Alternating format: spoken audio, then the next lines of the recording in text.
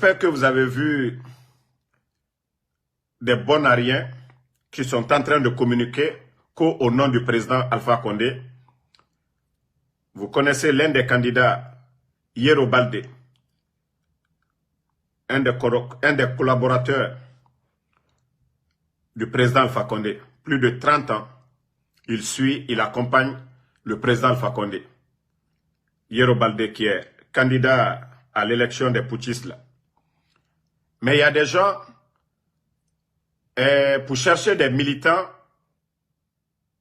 pour M. Yero, ils commencent à sortir des communiqués au nom du président Alpha Condé. Le président Alpha Condé, il a sa page officielle. Et vous savez, si le président Alpha Condé veut parler, il n'est pas quelqu'un qui est caché. Il parle, il s'adresse à ses militants. La base du RPG est toujours en place. Nous avons des responsables du parti.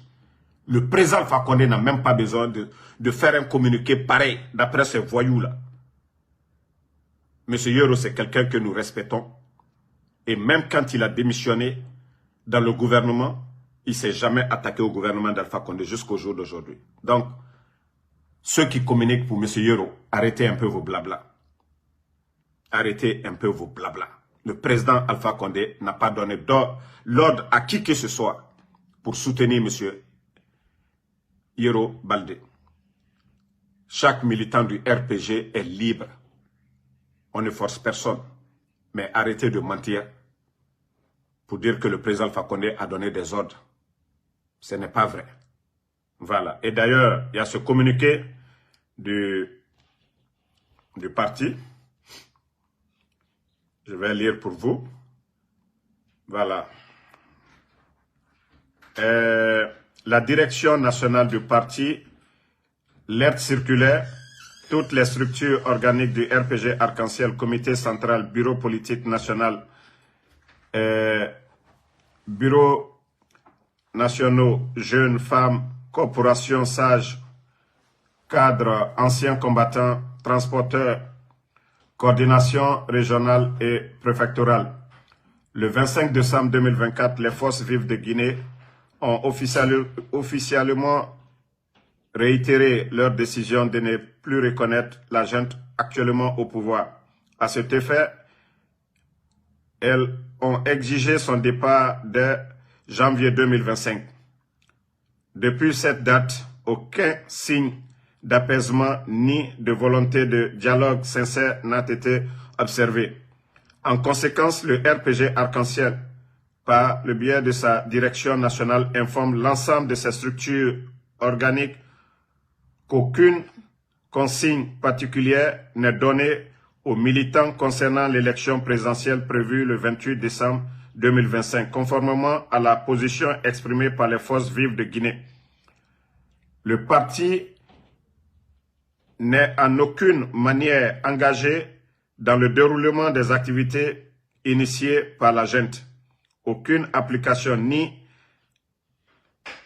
des militants, ni des responsables à quelconque niveau que ce soit n'est autorisée par la direction nationale. Et c'est jusqu'au rétablissement de l'ordre constitutionnel, lequel doit être marqué par le retour au pouvoir du chef, du président Alpha Condé.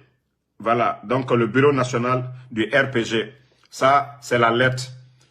Après la sortie, je ne sais pas si c'est des communicants qui veulent aider M. Yero Baldé. En tout cas, la direction nationale du parti a répondu pour dire qu'il ne participe pas.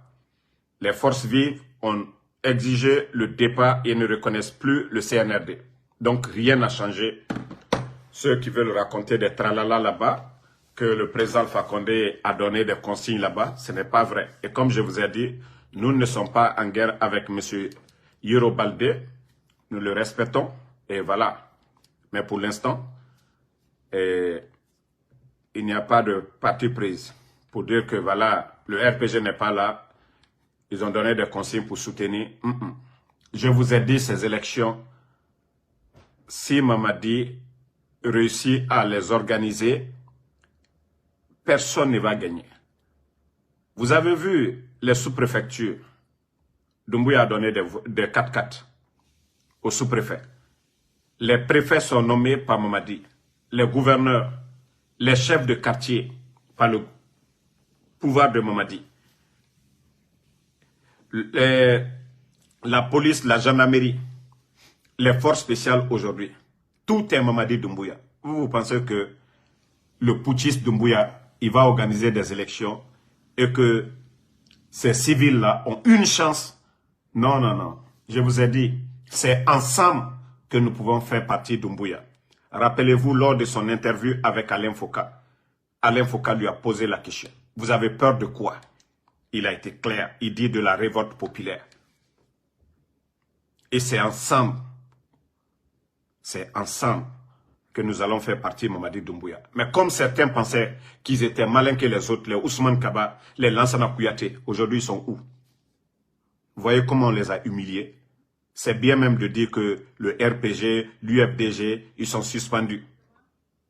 Mais pour dire que vous n'êtes pas qualifié, le parti de Ousmane Kaba et le parti de Lansana Kouyaté, que vous n'êtes pas qualifié.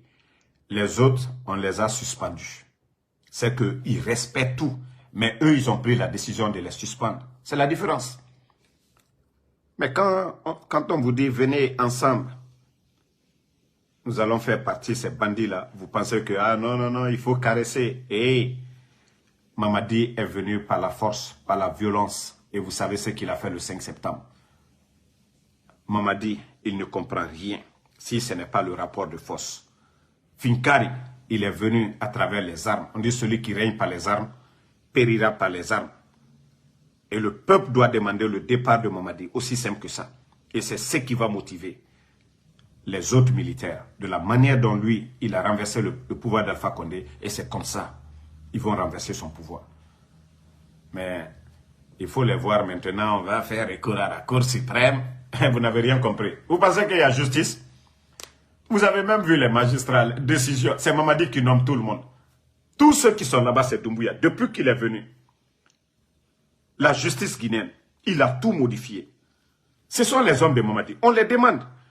Vous voulez le poste là? Vous allez faire ce qu'on vous demande? Oui. Ok, vous êtes nommé. C'est comme ça, ça marche avec Doumbouya. Ça dit tous ces magistrats là.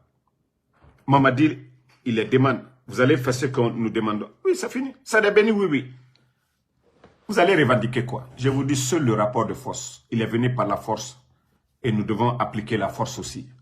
La révolte populaire et l'action des soldats patriotes. C'est la seule solution pour faire partie de Mamadi. Mais Nalia Ilako, Alassi Saoli, c'est rentré, c'est sorti. Non, non, non. Ça, je vous le dis. Hein. Partagez. Je vais vous montrer quelque chose encore. Vous savez, moi, je n'ai confiance à personne. Les imams en Guinée, franchement, c'est la honte. Les imams en Guinée, c'est vraiment la honte. Waouh. C'est la honte. Regardez, hein. Je vais vous montrer la vidéo. Regardez. De facilitation pour la convergence républicaine. Bon, je suis très content ce matin du fait que les musulmans et les chrétiens se sont retrouvés à l'enceinte de cette grande mosquée pour prier Dieu pour la paix et surtout pour la quiétude sociale. Vous n'êtes pas sans savoir que nous sommes en train de partir vers la phase des élections présidentielles. Vous avez vous-même remarqué, vous êtes des hommes de médias. À chaque fois qu'on parle d'élections présidentielles ici, c'est entassé de beaucoup de violence. Voilà pourquoi il faut... Désolé, hein, le fait que j'ai joué la vidéo du guignol là. Mais ce qui est important pour moi, c'est ça. La mosquée Faisal. Et pourtant, nous avons tous écouté ici le premier responsable, le premier imam, Imam Salifou, qu'on ne viendra pas là-bas pour parler de politique. Même pas une semaine. Et nous savons, nous connaissons ces gens-là. Je vous dis, Dieu ne peut pas avoir pitié de nous.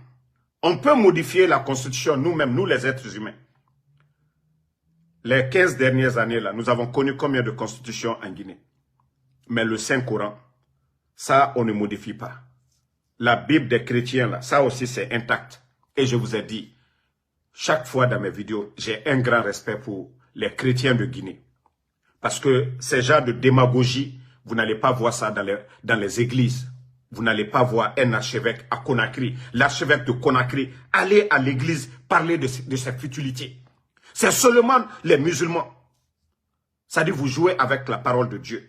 On ne change pas la parole de Dieu. Ce qui est dans le Saint-Coran, on ne modifie pas. Vous allez prier Dieu. Vous savez déjà que Mamadi a menti. Mamadi a juré sur le Saint-Coran. Mamadi a versé le sang le 5 septembre. Vous allez faire quelle prière que Dieu va prendre? Au bref au éternel. Si vous voyez qu'il y a assez de malheur sur la Guinée aujourd'hui, c'est parce que autant. Ande Dormeni, et Keller et Nyengeire, et Boubara Guru Ema, ils ont passé la nuit chez leurs copines.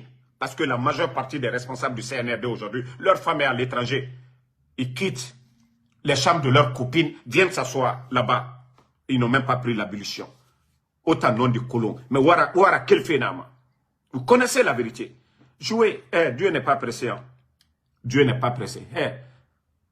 Pharaona a dit devant le Créateur qu'il est le Dieu. Pharaona. Il a dit à son peuple que c'est lui le Dieu éternel. Mais Dieu ne l'a pas châtié pour ça. Vous pouvez tout faire. Dieu n'est pas pressé. Allah subhanahu wa ta'ala n'est pas pressé. Mais hacker la souffrance que vous êtes en train d'infliger au peuple de Guinée. Je vous ai dit, vous allez le faire. Mais Dieu, quand il décide, Wallah, c'est kun fayakun. Vous n'allez pas voir venir votre chute. C'est comme Pharaona. Je vous ai dit, vous pouvez parler en arrogance, vous pouvez tout dire. Dieu n'est pas pressé. Dieu, il vous teste. On nous a enseigné dans le Saint-Coran. Dieu, il vous réconforte dans ce que vous êtes en train de faire. Mais malgré, on vous prévient toujours. Et c'est ce que je vous ai dit. Nous, nos critiques, nos dénonciations, là, ce sont des messages pour vous.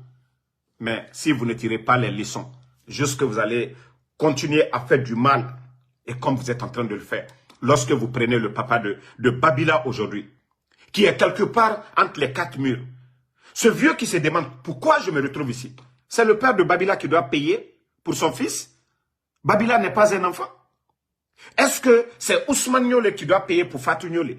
Est-ce que c'est les enfants de Claude Pivi qui doivent payer pour leur papa ou pour leur frère? C'est-à-dire, tous ces hackers-là accumulés et ces soldats que vous enlevez, que vous partez tuer. Allah subhanahu wa ta'ala, il va